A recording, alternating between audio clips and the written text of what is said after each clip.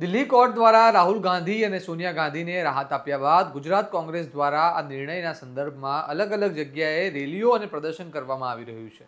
આજે આવો જ એક કાર્યક્રમ ભાવનગરમાં યોજવામાં આવ્યો હતો, જેમાં પોલીસ અને કોંગ્રેસ વચ્ચે ઘર્ષણ પણ સર્જાયું અને કોંગ્રેસી નેતાએ ભાજપ પર આકરા પ્રહાર કરતા કહ્યું, ભાજપ અમારા નેતાઓ પર ખોટા કેસ કરે છે। કોણ છે આ નેતા અને ભાવનગરમાં શું થયું હતું, વિગતે વાત કરીશું આ વિડીયોમાં। નમસ્કાર, હું છું ચિરાગ વર્ષાબેન, આપ જોઈ રહ્યા છો સ્વમાન। તાજેતરમાં દિલ્હી કોર્ટ દ્વારા નેશનલ હેરાલ્ડ કેસમાં કોંગ્રેસના બે નેતાઓ રાહુલ ગાંધી અને સોનિયા ગાંધીને કાનૂની રાહત આપવામાં આવી છે। આ ઘટનાને લઈને સમગ્ર દેશમાં રાજકીય પ્રતિક્રિયાઓ સામે આવી રહી છે। ગુજરાત કોંગ્રેસ દ્વારા પણ આ નિર્ણયના સંદર્ભે રાજ્યભરમાં અલગ અલગ શહેરોમાં રેલી અને વિરોધ પ્રદર્શનનું આયોજન કરવામાં આવી રહ્યું છે।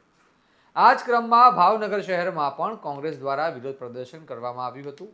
ભાવનગર શહેર કોંગ્રેસના પ્રમુખ મનોહરસિંહ ગોહિલ, જેમને લાલભાઈ તરીકે લોકો ઓળખે છે, તેમના નેતૃત્વમાં શહેર કોંગ્રેસના કાર્યકરો, હોદ્દેદારો, મહિલા કોંગ્રેસ, NSUI, યુથ કોંગ્રેસ અને સેવા દળના કાર્યકરો મોટી સંખ્યામાં એકત્રિત થયા હતા।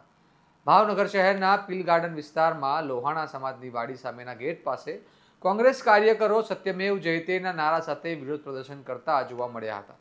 કાર્યક્રમ દરમિયાન કોંગ્રેસ કાર્યકરોએ કેન્દ્ર સરકાર અને ભાજપ સામે સૂત્રોચ્ચાર પણ કર્યા હતા। વિરોધ પ્રદર્શન દરમિયાન માહોલ ગરમાયો હતો અને ભાવનગર પોલીસ અને કોંગ્રેસના નેતાઓ અને કાર્યકર્તાઓ વચ્ચે ઘર્ષણના દ્રશ્યો પણ સર્જાયા હતા। આખરે મામલો શાંત પડ્યો હતો। આ કાર્યક્રમ દરમિયાન ભાવનગર કોંગ્રેસ પ્રમુખ મનોહરસિંહ ગોહિલ દ્વારા ભાજપ સરકાર પર કડક પ્રહાર કરવામાં આવ્યા હતા।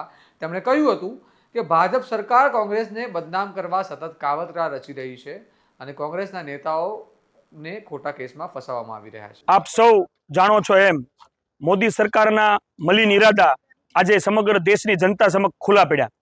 યંગ ઇન્ડિયાના નામે કોંગ્રેસના જે મુખ્ય નેતૃત્વ કહી શકાય એવા આદરણીય સોનિયાજી તેમજ રાહુલ ગાંધી ઉપર જે યંગ ઇન્ડિયાનો ખોટો ઈડી દ્વારા જે કેસ કરવામાં આવ્યો હતો, એમાં ન્યાયપાલિકાએ આ બંને નેતાઓ વિરુદ્ધના પુરાવાનો હિસાબે ઈડીને ફિટકાર લગાવી અને કહ્યું કે આ તમારા અધિકાર ક્ષેત્રમાં જ નથી આવતો।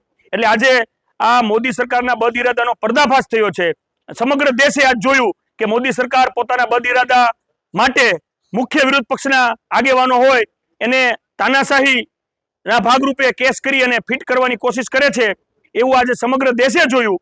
એટલે આજે ભાવનગર શહેર કોંગ્રેસ દ્વારા સત્યમેવ જયંતના નારા સાથે ભારતીય જનતા પાર્ટીના કાર્યાલયનો ઘેરાવ કરવાનો કાર્યક્રમ હતો અને ભાવનગર પોલીસ દ્વારા આ તમામ કાર્યકરોને, આગેવાનોને આજે અટકાયત કરી અને અહીં પોલીસ ચોકીએ લાવવામાં આવ્યા। ભાજપના કાર્યાલય આખું કોર્ડન કરી દીધું હતું પોલીસ દ્વારા, અને તમને LCB કચેરીએ શા માટે લાવવામાં આવ્યો?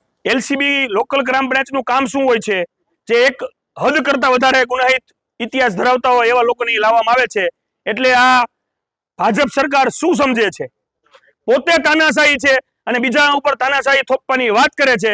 આગામી દિવસોમાં કોંગ્રેસ પક્ષનો એક એક સૈનિક બબ્બર શેર છે અને રાહુલજીના ડરો મતના નારા સાથે આગળ વધશે।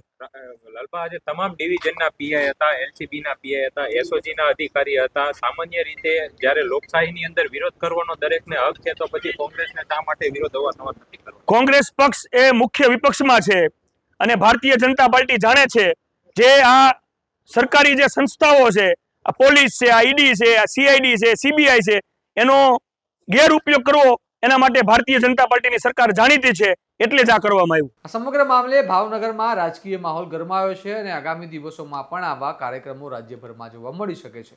નેશનલ હેરાલ્ડ કેસને લઈને કોંગ્રેસ અને ભાજપ વચ્ચેની રાજકીય સંઘર્ષ હવે રસ્તા પર ઉતરતા જોવા મળી રહ્યો છે અને તમે આ વિડીયો કેવો લાગ્યો અમને કમેન્ટ કરીને જરૂર જણાવો। આવા જ વિશ્લેષણવાળા સમાચાર માટે જોતા રહો સ્વમાન અને અમારી ચેનલને લાઇક, શેર અને સબસ્ક્રાઇબ કરવાનું ભૂલતા નહીં। નમસ્કાર।